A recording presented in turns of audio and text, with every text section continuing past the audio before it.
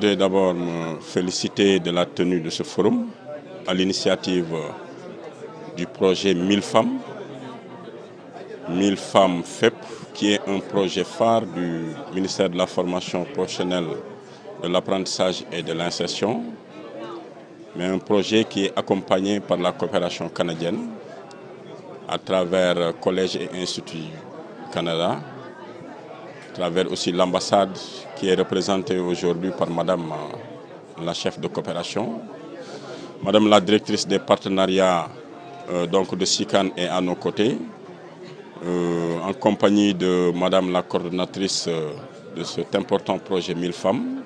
Mais je voudrais également saluer la présence du directeur de cabinet, du ministre chargé de la femme, mais également du secrétaire permanent pour la promotion de la microfinance, venu représenter Madame la ministre chargée de la microfinance.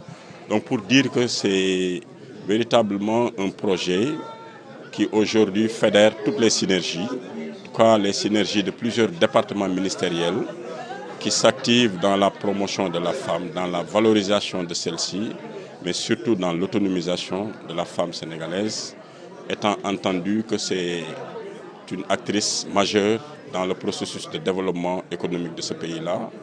C'est pourquoi aujourd'hui, à l'occasion de ce forum qui se tient sur 3 jours, les organisateurs ont bien voulu mettre l'accent sur la valorisation des acquis de l'expérience.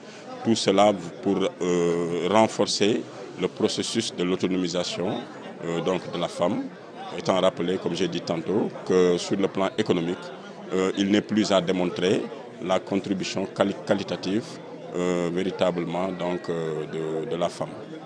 Voilà. Et quand un projet démarre, dans un premier temps, l'objectif qu'on se fixe, c'est 1000 femmes.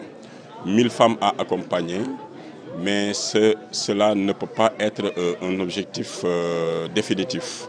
Donc c'est une première étape qu'il va falloir franchir en la réussissant, en atteignant les objectifs. Nul doute qu'après cela, après évaluation, véritablement, donc, il va falloir quand même se déployer sur l'ensemble du territoire pour toucher une cible beaucoup plus importante parce que, comme on a dit, les femmes le méritent. Dans différents domaines, parce que, vous savez, les femmes sont partout présentes. Quand on parle d'autonomisation des femmes, je le disais tantôt, aujourd'hui, on a quelques ministères partenaires qui sont là, mais vous pouvez valablement donc, retrouver autour de cette cause beaucoup de départements ministériels, parce qu'il n'y a pas un secteur d'activité où on note des avancées sans qu'il y ait l'implication des femmes. C'est la raison pour laquelle donc, nous nous félicitons de la présence et de l'implication des départements comme celui de la femme, celui de la microfinance. Le ministère du Travail valablement peut trouver sa place ici.